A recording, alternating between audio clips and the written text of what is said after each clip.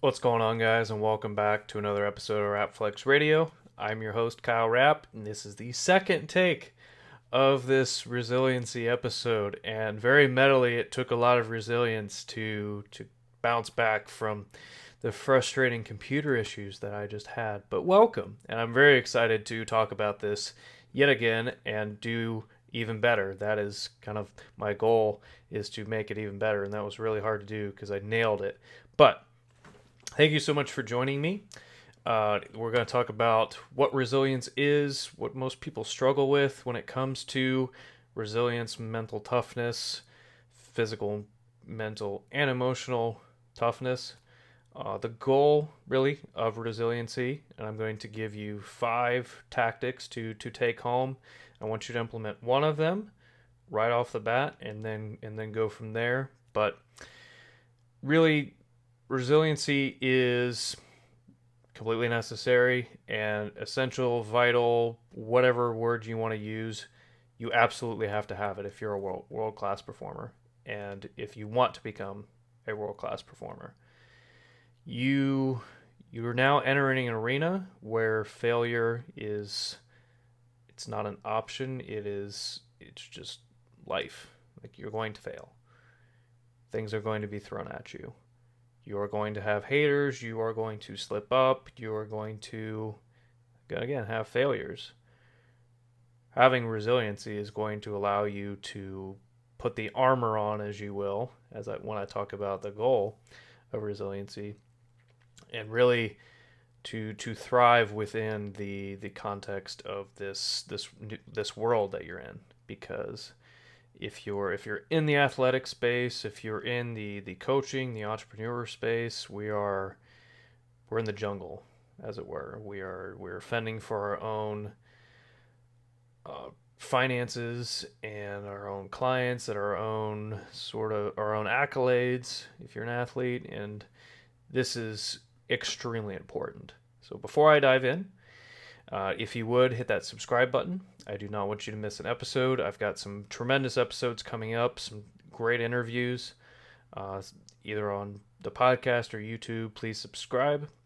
And if you have not already, please check out my Flex Philosophy course. It is a free video training series all about focus, learning, enthusiasm, and execution. The 4 values I believe every elite performer must have. So if you enjoy these episodes, go check those out. Those are really helpful. I have PDFs for each individual, focus, learn, enthusiasm. I have actual take home things for you, and then I have an offer for you on the backside of those 4 videos that I believe, if you enjoy this, you will absolutely want to take advantage of, and you'll find extreme value in it. So, without further ado, let us dive into resiliency. And the Webster's dictionary defines resiliency really as the capacity to recover quickly from difficulties, aka toughness. The evidence based definition is adapting to adversity, which I like a little more. But for me, the definition is consistently being comfortable with the uncomfortable. And when I work with clients, this is basically the end goal. You're going to be constantly in this uncomfortable place where you're always trying to become just a little better, and you're always trying to push yourself to do either a little more or a little more intensely or things of that sort. Whether you are an athlete, whether you're a coach, whether you're an entrepreneur, there are levels, and honestly it never stops. And so, with that reality in mind, we need to understand that if we want to become world class, we are going to be uncomfortable, and we need to become comfortable with that uncomfortability. And really, resiliency, physical, mental, and emotional resiliency and toughness, is going to allow us to thrive within that environment while we're watching everyone else cower and really allow their failures to let them quit. Because I've been in this space now for 2 years. This podcast is 6-7 months old. I've seen people who I started out with quit. I've seen their Instagram bios change. Like, they gave up. I'm still going. We're getting clients. We're putting out new offers. This content's getting better. the more I do it. And I want you to learn from me. I want you to be on this level of elite performance, and resiliency is absolutely going to allow you to do that. So let's get into what most people struggle with in terms of resiliency. And really, it comes down to three things: fear, their physiology, and their emotional regulation.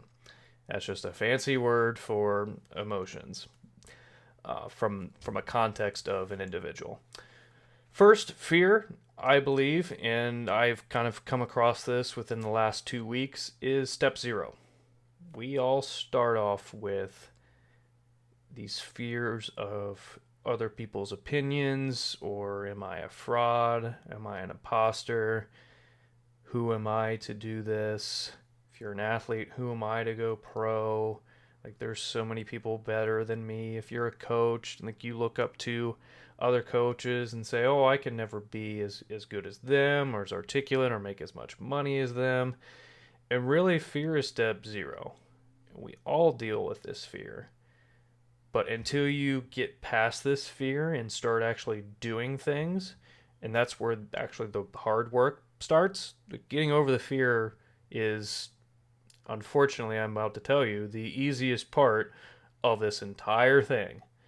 And believe me, don't believe me, that's fine. But the real hard work is improving on your skill sets and things of that sort. This fear thing, this is why people hire coaches to push them, to get them out of their comfort zone. And that will be what foreshadowing a little bit, one of my strategies that I'll explain. But really, fear is step zero. We all deal with it, but understand that it holds most people back, and this why they are not resilient, because they're succumbing to that fear. Second is their physiology. Either their sleep, their exercise, or their nutrition is completely off to either who they want to be or who they are currently, and that is getting in the way of their resilience. Because we've seen in evidence-based research, if you have a lack of sleep, if you're not getting that 7 to 8 to 9 hours, depending on if you're an athlete or not, if you can find 10, great. Depending on how much you're pushing your body, the less cognitively resilient we are to things, and we've seen that within nutrition research, reaching for the sugary snacks and succumbing to more of that. So if your sleep, your exercise, and your nutrition isn't on point, then we're going to see problems. Lastly is emotional regulation, which is basically allowing people's emotions to control them. And this is very tough. Going back to fear, we all deal with emotions. We all sometimes let them get the best of us. And I have an entire week dedicated to emotion design, to get clear on our emotions and to do what I call an autopsy and really get down to what is this emotion telling us, and how is it serving us, and how can we kind of recondition it. But really, people are allowing their emotions to dictate their actions, and their emotions are, like I've talked about with this bear philosophy, the beliefs, emotions, actions, results. They're allowing those emotions to stem off those beliefs, and then they don't have the resilience or the armor necessary to stave off what most people would either act out or go hide. And I know personally, like from an outside perspective, it seems like I have my shit under control, basically, and for the most part I do. But there are some days, there are some times where my default is to, like a dog, go hide and become very internal until I feel better. And as a leader, as an influencer, that is the incorrect action to take. Really, what I need to do is show up, be vulnerable, and do the things I need to do anyway. So I'm improving, and I know you're improving too, but I want to bring this to the forefront and understand if you're letting fear, you're letting your physiology, or you're letting your emotions get in the way, this could be something to focus on and fix, and what I have strategy-wise will allow you to do that as well. The goal of resiliency is to develop the physical, mental, and emotional toughness necessary to create armor for what life throws at you. I'm a big Marvel nerd, and I'm going to use Captain America's shield and Black Panther's suit as examples of this armor that we're putting on. Now, armor is very different than a mask that people wear. That's an entirely different topic, and Mask of Masculinity by Lewis Howes, great book, but different subject.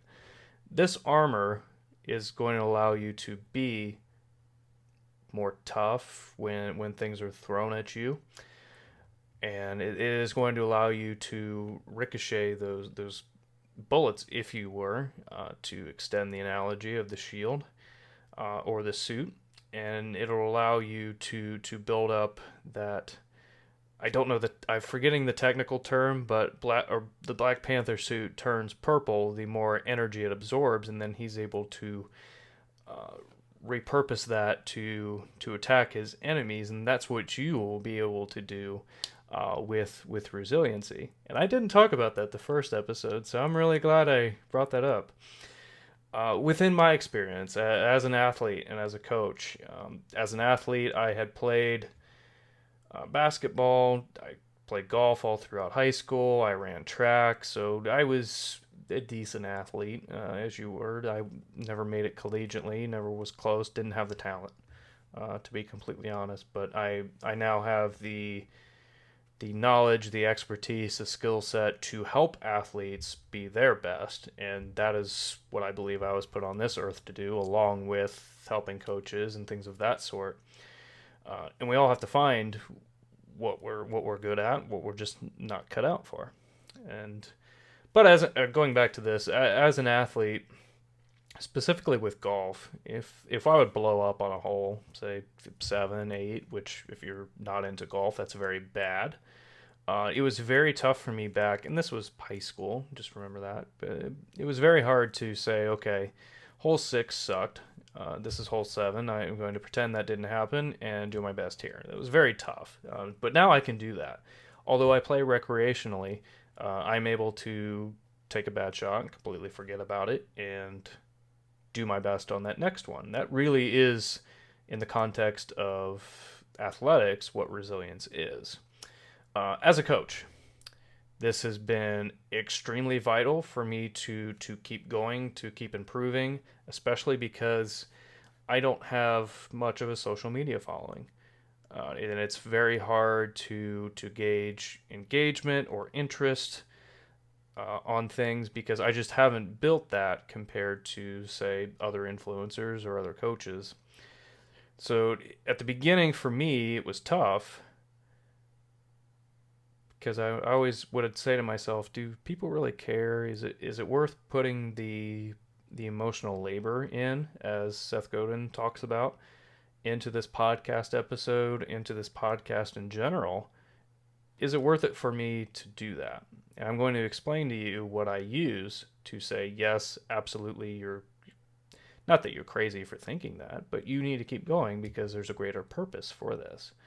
So as a coach, when I'm creating multiple offers and I'm still building my market and my potential clients and things of that sort, creating multiple offers can seem tough, but I have the end in mind, which is another strategy as well, and it's just going to come in time. In the expert positioning, I want to mention I've been watching The Last Dance, the Michael Jordan documentary. I hope you are too. It's absolutely fantastic. I'm not the biggest fan of things that jump around. Like they're going from 1986 to 1997, and then they're subsequently covering basically every year. I get why they're doing that. This is The Last Dance. They're trying to cover the majority of that 97 season, and they want to kind of span that 11-year career. 1986, yeah. So I totally get it. And they want to cover, Phil Jackson's role, Dennis Rodman, Scottie Pippen, things of that sort. It's been fantastic. But we've seen through 1986 through 1991, the year I was born, so it was 5 years of MJ having to be extremely physically, mentally, and emotionally resilient and tough, especially with the Piston era. before he won his first championship, let alone that sixth one in 97, 98. And that was a long ass 5 years for him, but he had the goal in mind. He most like toughest resilient individual that I've ever seen, and Tim Grover backs that up. I've been personally coached by him, and he mentions Michael Jordan a bunch. But definitely check this out if you want sort of an athletic, tangible example of what resiliency is, especially those first 3 to 4 episodes. When I'm airing this, the third and the fourth one just came out Sunday. So that's kind of an example of resiliency that led to not only one championship, but 6. But it took so much, and he failed so many times. Even that first season in '86, they barely made the playoffs, but they did, and they got completely destroyed by the Celtics in that first round. But he never lost the end vision in that end goal, which is completely so important, and that is the third strategy. But I want to start off with the first one. I want to give you 5 strategies to improve your resilience. First, physical health checklist. If your sleep, if your exercise, and your nutrition, and or 1, 2, 3, if they suck, you can try those other 4. They're not going to help much. You need to get your physical health in order. If you do need help with this, I have what's called Body Design Complete, where we take a drastic look at all of those in a one-on-one coaching setting. And it's like my mind design and my coach design from a body standpoint. So you have no excuse. If you need help fixing that part of your life or improving it, I'm here for that as well. But take a step back and say, is my sleep where it needs to be? And I will be covering that in 2 weeks, going very in depth of what sleep plays a role in our lives and how to improve it. But exercise and nutrition, are these 3 things in line with who I want to become? And if not, there are plenty of coaches other than me to go out and help you with this. There's a bunch of free resources I can share with you, but this is the first step. I honestly think so. Second is social support and gratitude. The people you surround yourself with are going to be an influence on you. And the more upfront you are with those individuals about what you want in life, how you're going to go about doing it, and why you want the things that you want, the more likely they are to support you in the way that you need to.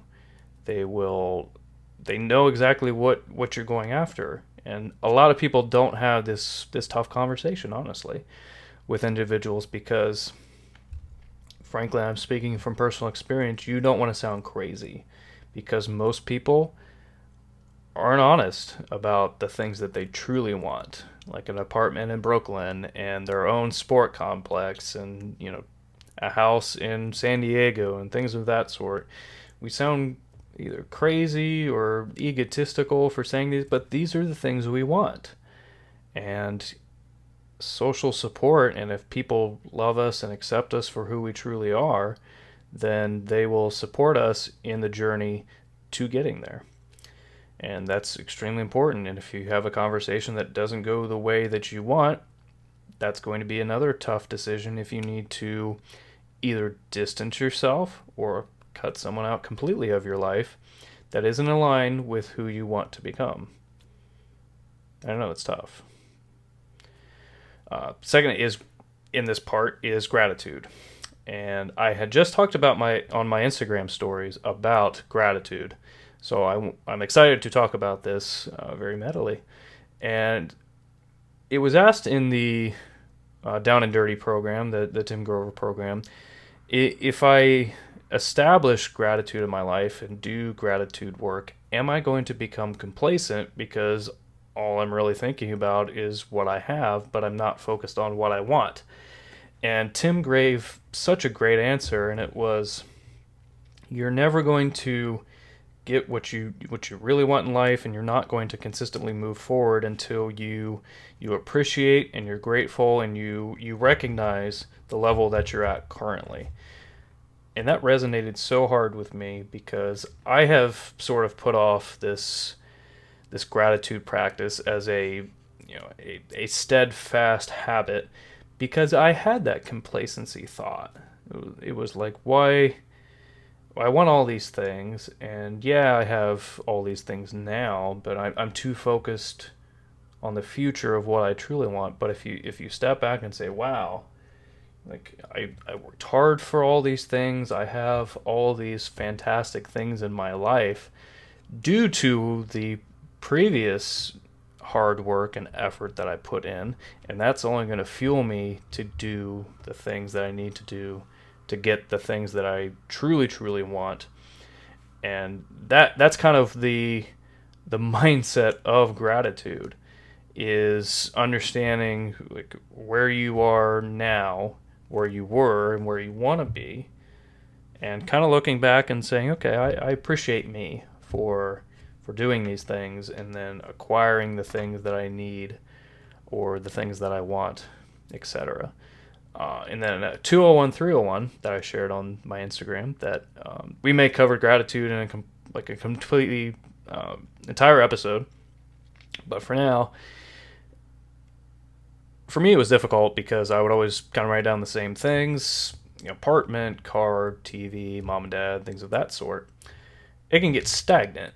But if you ask yourself, well, why am I grateful for my car? It gets to take me to the gym. Oh, I'm grateful for the gym. Or, I enjoy the aesthetics of my 24 Jeep Wrangler Sahara. I'm very specific because I love it. I worked very hard for it. And that's just an example. My TV brings me a lot of joy because I get to watch The Office. Ooh, I'm grateful for The Office. Why am I grateful for The Office? Because I love Dwight Schrute and he's crazy. And like what you're grateful for, it's not judged by anyone or anything. So just if you're grateful for it, if you enjoy it, it brings value to your life, write it down and acknowledge it. That's really what gratitude allows us to do. I won't get into the neuroscience of it all, but it is very helpful within improving resilience. Third, vision work. And I have all my clients do this. I did an entire episode called Vision earlier, a couple months ago, so I'll link that in the show notes. The perfect day exercise is one I would say go home and do if you choose to do this, because it will allow you to say, this is what I truly want. And when things are tough, when these bullets are coming at us, you'll be able to remember, this is what I'm working for. This is why I'm going to overcome and like push through these things. And for me, vision work is not in the research that I have found, but it works extremely well for me and my clients. So I definitely had to share that because we need a reminder of why we're going through the things we are going through. Because it's going to be tough. We're going to fail.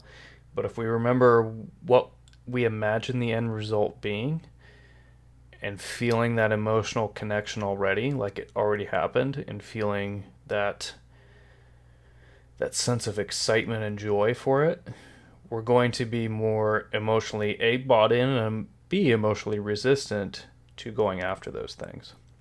Fourth, growth mindset, which I pretty much talked about on every episode, but within the context of this growth and contribution, and two of these are the two higher motivators or the higher human needs that I believe we all have.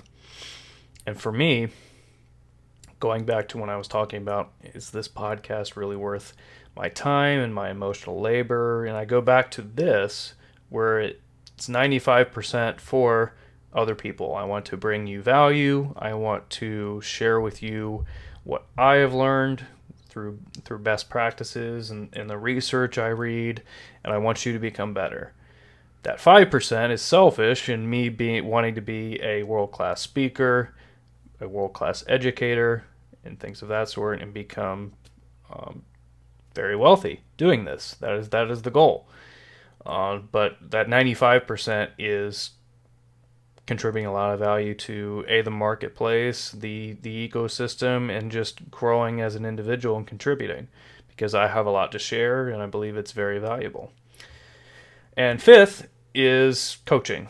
This is the quickest ROI if you are wanting to improve your emotional, your physical, your mental resilience. So I'd be doing a disservice to you if I didn't share my mind design and my coach design one-on-one coaching systems. So my mind design system is a 12-week minimum, and we dive completely into personal development. We talk about self-awareness, vision, mental conditioning, setting up life and work machines, a goal design system, time design system. It's basically, the end goal is to run your life like a Fortune 500 company and to be on the path to creating world-class results. And that is what Mind Design Complete, that's the objective. Coach Design Complete is this hybrid that I have come up with because I've had a lot of online coaches come to me for performance coaching. So it only made sense to do a blend of personal and professional development coaching. Professional side, we get into content development, email, like ideal client avatar work, whatever I believe that they need within their business, because I've met coaches that are just starting out. They do have some results. They know who they're speaking to, things of that sort. So it's very customized to where you're at and where you want to go. But I found that both the Coach Design and the Mind Design Complete system, it works. It's like, obviously I'm like biased, but it's fantastic. And not to sound like Trump, but it's the greatest.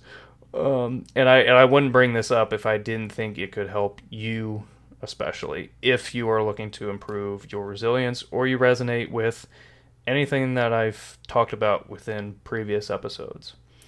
So again, be doing you a disservice if I didn't talk about my one-on-one coaching, because I believe it is the greatest ROI for your time and your money. Because unfortunately, we don't get time back. That second, that hour is now gone. And the longer you wait to invest in yourself, the longer it's going to take for you to get what you ultimately want. And that is the goal of both of these one-on-one coaching systems, is to get what you actually want in life. So those 5 steps, my wrap up for you is to implement one strategy I discussed. I'm going to go back to the steps here. I want you to implement one of these. If I had to pick one, I would say start with that physical health checklist. Email me, kyle@rapflex.com, if you have any questions about either sleep, exercise, nutrition, things of that sort. There are plenty of people that I could hook you up with as far as coaching, or myself with the Body Design Complete system. I would say get your health in order. That's going to allow you to set a baseline really, and become a lot more emotionally resilient. And then start a gratitude practice, a process, understand your social support. The vision work, I have the exercise laid out for you, the perfect day exercise. I have prompts for you so it's not overwhelming. Start to understand the growth mindset that I've been talking about, and consider coaching, whatever aspect that is. I have a course, I have a membership, I have one-on-one, I have offers for you to take the next step in improving your physical, mental, and emotional resilience. So it's on you to take the next step. I will help you through that process, but again, it's on you to start. So take away from this, implement one of these strategies. I would highly suggest the physical health checklist. If you guys enjoyed this episode, please give me a 5-star rating and review. I would absolutely love you forever. If you guys have topics that you want me to discuss, specific, please email me at kyle@rapflex.com. And I really hope you enjoyed this episode. My goal was to bring to light what resilience was, and for you, how to improve upon it so that you can get what you want out of life. And that is essentially what RapFlex stands for. It is an elite life executed with purpose and love by design, and resilience plays such a pivotal role in that. So thank you guys for joining me, and until next time, I'll talk to you